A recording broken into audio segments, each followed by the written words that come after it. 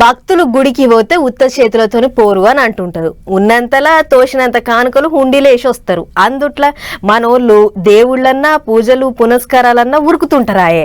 కొత్తగా ఏడన్నా గుడి కట్టిర్రంటే ఎంత పనైనా ఉండనియుర్రి, అప్పు చేసి అయినా పోవాల్సిందే, దర్శనం చేసుకోవాల్సిందే. అగో అట్లా అయోధ్యలో కట్టిన బాలరాముని గుడికి కూడా బగ్గబళ్ళు కడుతురు గీ 2 ఏళ్ల సంది.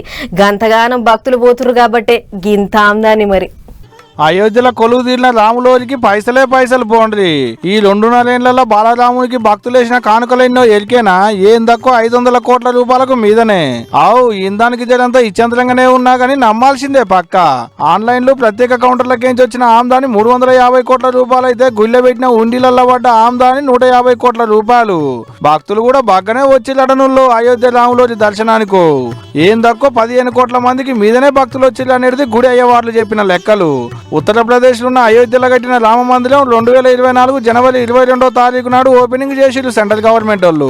అప్పటి సంది ఇప్పటి వరకు ఇరాం లేకుండా భక్తులు వస్తూనే ఉన్నారు. వచ్చిన వాళ్ళు ఉత్త చేతులతో రాకుండా కానుకలో కట్నాలు చదివిస్తూనే ఉన్నారు.